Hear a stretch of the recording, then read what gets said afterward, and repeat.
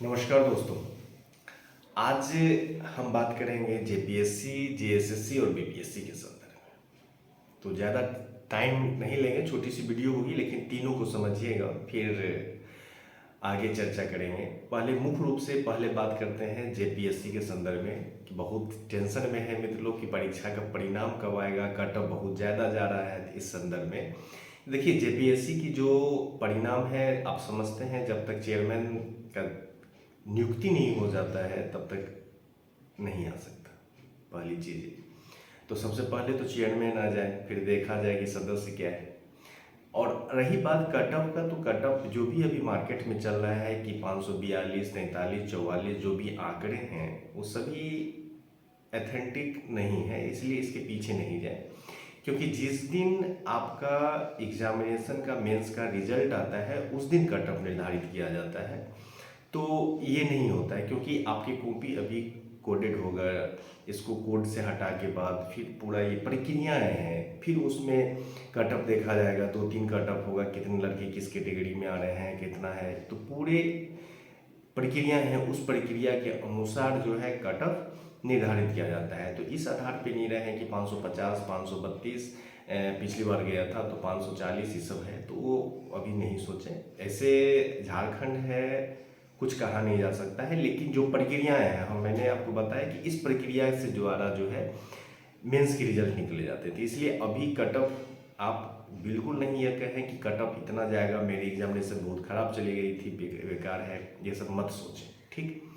दूसरी चीज़ें आप बताएंगे, अब क्या सोचना है वो आगे बताएंगे। पहले जो हमारे मित्र हैं जेएसएससी वाले, उन लोगों को बात कर लें कि जिनका मेंस अभी लिख के हैं जेपीएससी का, अभी जेएसएससी का एग्जामिनेशन है, तो टेंशन अभी पूरी तरह टेंशन आपकी होनी चाहिए। जेएसएससी के सीजीएल एग्जामिनेशन 21 और 22 को है। अभी बिल्कुल नया चीज़ नहीं पढ़ेंगे, कोई नई किताब बिल्कुल नहीं पढ़ेंगे जेएसएससी के लिए। कारण आपके पास समय बिल्कुल कम है। आपका सिर्फ एक ही चीज़ होना चाहिए, डेली एक सेट बनाइए, साथ में आप रिवीजन जितना से ज़्यादा अधिक से अधिक करेंगे वही आपका सफलता का राज होगा। दूसरी चीज़ और एक चीज़ समझिए, आपका जो क्वेश्चन टफ होगा, यदि आपसे नहीं बने कोई दिक्कत नहीं, लेकिन जो क्वेश्चन इजी है और सबने बनाया है और वो आप गलत करके आए हैं, तो वो बहुत संशय की स्थिति हो जाएगी आपके सफलता के लिए। तो एकमात्र आपके लिए जो सफलता का राज कहते हैं या चाबी कहते हैं, वह है सिर्फ अभी एक सेट डेली बनाइए। दूसरा चीज, रिवीजन जितना अधिक आप कर सकते हैं, जितनी बार कर सकते हैं, वो कारण क्या होगा, इससे आपकी कंफ्यूजन दूर होगा, सटीक आप वहाँ पर टिक मार पाएंगे और वह आपके लिए बेहतर होगा। नहीं तो कंफ्यूजन में आप देखते होंगे, चाहे वो जेपीएससी के एग्जामिनेशन दिए होंगे या सेट बनाते होंगे, तो जब आप आंकलन करते होंगे तो आपको लगता होगा कि अरे यार, मैं तो ये प्रश्न जानता था, ये गलती कैसे हो गया। तो कारण ये है कि आपका रिवीजन नहीं हुआ है। आप बेहतर रिवीजन कीजिए और आप अपनी तैयारी को बेहतर कीजिए। नई चीज़ बिल्कुल मत पढ़िए। अब निश्चिंत रहिए, एडमिट कार्ड भी आने वाली है, तो सिर्फ आप जितना पढ़े हैं उसको ज़्यादा से ज़्यादा बार, अधिक से अधिक बार, जितनी बार आप मेहनत कर सकते हैं, उसका रिवीजन प्रॉपर कर सकते हैं, वो आपके लिए बेहतर होगा। नेक्स्ट अब हम आते हैं बीपीएससी के संदर्भ में। जो मित्र जेपीएससी दे चुके हैं, वो जेएसएससी नहीं दे रहे हैं, उनको ये कहेंगे कि बीपीएससी की तैयारी कीजिए। अच्छी वैकेंसी आ रही है, बेहतर वैकेंसी है, अच्छी रणनीति के साथ आप तैयारी कीजिए।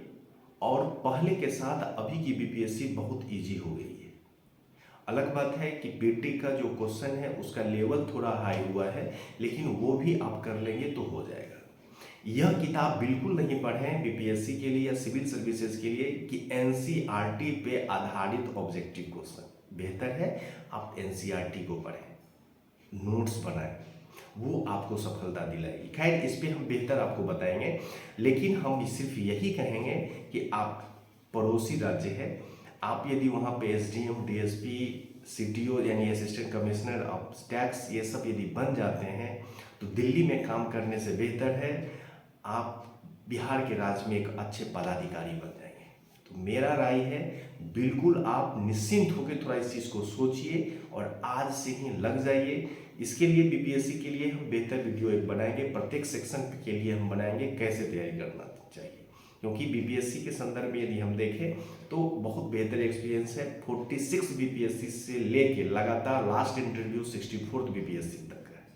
तो बेहतर तरीकों से तैयारी कीजिए। साथ में जिनका एज कट ऑफ 37 बीत चुका है उनके लिए भी बिहार के जो हमारे छात्र नेता हैं, हमारे जो शिक्षकगण हैं, हमारे जो प्रिय मित्र लोग हैं, वो सभी लोग लगे पड़े हैं कि एज जो है 42 वर्ष करने का जनरल जो एज है वो 42 करने की जो चर्चाएं हैं वो चल रही है। उम्मीद करते हैं चुनाव का माहौल है, हो सकता है वहाँ का भी एज कट ऑफ 42 हो जाए। तो जब हो जाएगा तो फिर हमारे पास टाइम बहुत कम होगा और तैयारी करने में फिर दिक्कत होगी। तो जिनका एज यदि अभी भी लग रहा है कि 37 से थोड़ा ऊपर है, पढ़ाई कभी बेकार नहीं जाता है, इसलिए धीरे धीरे पढ़िए।